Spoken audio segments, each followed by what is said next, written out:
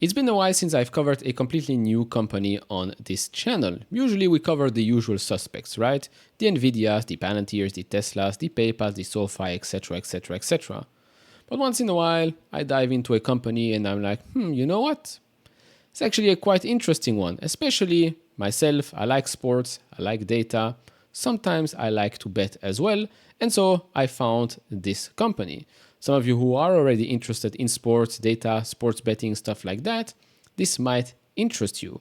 Because the company I'm going to cover right now is the number one provider of B2B technology solutions in the global sports betting industry.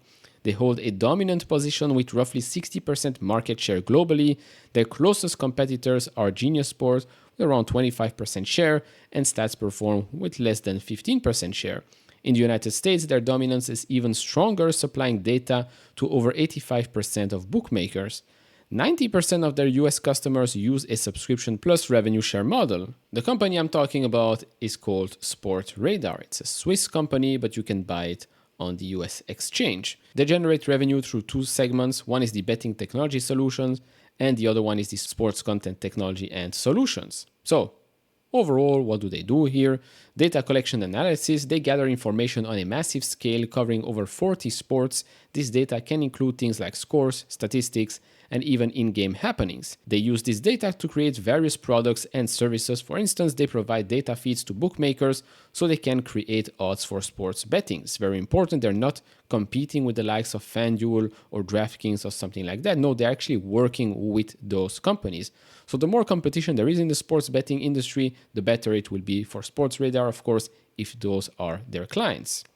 They also offer analytics tools and insights to media companies, which help enhance broadcast and fan engagement. Sportradar also works to protect the integrity of sports by monitoring for suspicious betting patterns that might indicate match fixing. And if you're curious about, the whole ecosystem here, so 800 betting operators, you've got FanDuel, DraftKings, Bet365, you've got 400 sports leagues and federations, so you've got the NBA, MLB, ATP, NHL, Bundesliga, UEFA, and so on and so forth. So you can clearly see here it's one of the biggest leagues in the world, if not the biggest leagues. 900 media partners. You've got ESPN, Amazon, Fox Sports, CBS Sports, and plenty of others. So yes, this is a company that works under the radar, no pun intended, but it works with some of the biggest companies in the betting industry, in the sports world, and especially in the media world as well. It's one of the reasons why I thought this was extremely interesting. Now, of course, this might not be everyone's cup of tea. Sports, data, betting, stuff like that. It's completely fine. But in my opinion, a company like this, like I said, $3 billion in market cap, operating in various industries that are growing quite fast. Again, they're not competing in the sports betting industry. They're working with companies that are competing in the sports betting industry. And sports betting overall, is becoming more and more popular. It's becoming bigger and bigger because, guess what? If you can make money out of it, not just the companies, but the states as well, right? Because it's taxable, then it's going to become bigger and bigger.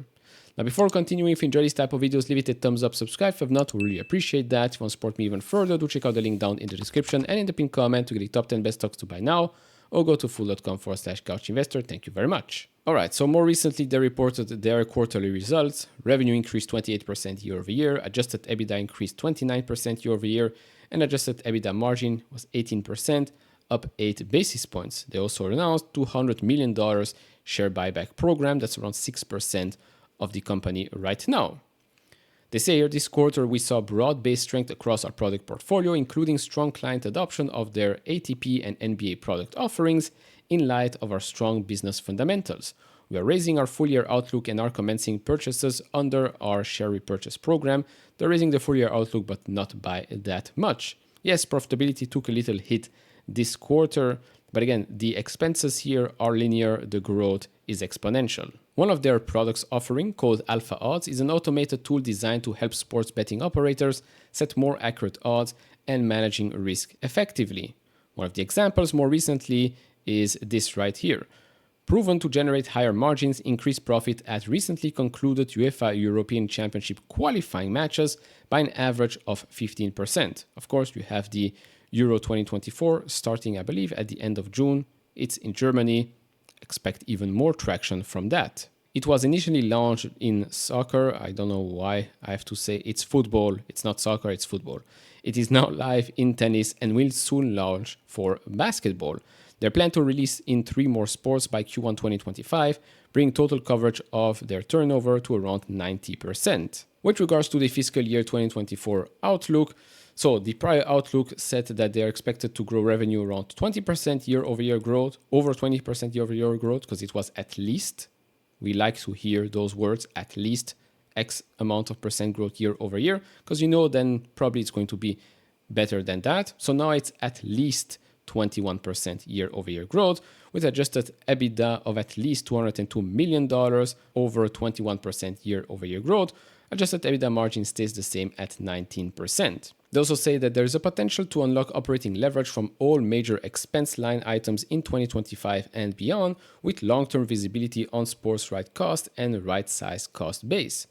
They are targeting long-term adjusted EBITDA margins of between 25 to 30%. And so if you look at how expensive or how less expensive the stock is right now, by the way, it has a market cap of $3.12 billion, forward PE 29.1 times, EV to EBITDA next 12 months 12.5 times, price to sales 2.6 times, price to free cash flow 11.3 times, that's in the last 12 months, and a price earnings to growth of 0.54. So quite low, but as you can see, it has not really been that high before. Yes, you had that small period of time here, April, July 2023, but we have been already extremely low before.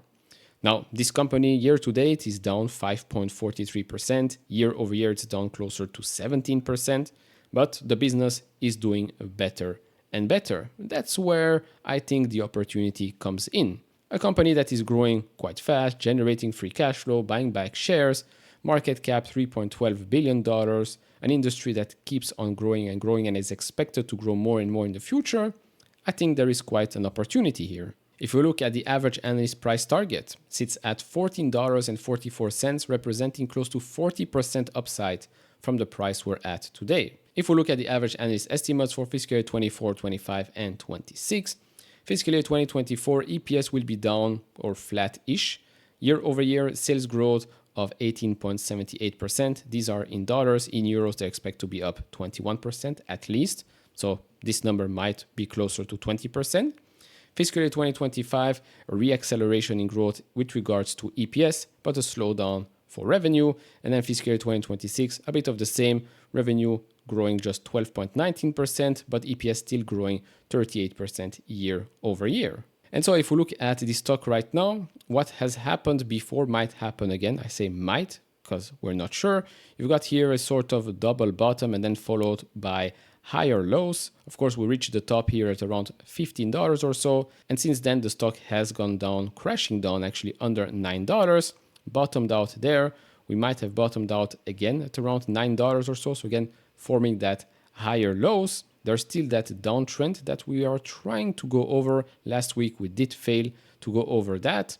Maybe in the future, we will see the same pattern play out again. But as you know, I don't have a crystal ball. I rather just focus on the business, but I know a lot of you viewers do like to look at the charts, see for better entry points, etc., etc.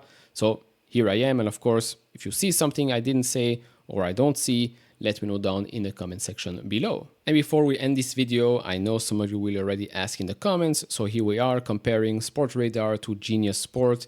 Genius Sport, ticker symbol Genie, they only have a market cap of $1.1 billion, a smaller company, but they don't have an E right now, so I didn't put it here. They are expected to have an E, I think, in the next 2 fiscal years. But overall, I mean, forward EV to EBITDA, price to sales, pretty close, price to free cash flow. I mean, Genie is at 76.6 times, Sportradar at 11.3 times. Yes, it's true that Genie sometimes generates free cash flow, sometimes not. They're expected to become more and more profitable as well, so expect that metric to come down quite fast. Both of these companies are definitely good plays if you like this type of industry, but I'd rather go with the winner, which in my opinion is Sportradar. So that will be it for this video. Again, completely new company. Maybe you like it, maybe you don't. Do share your thoughts down in the comment section below. If you enjoy this type of videos, leave it a thumbs up, subscribe if you have not, and I'll see you all in the next one. Bye bye.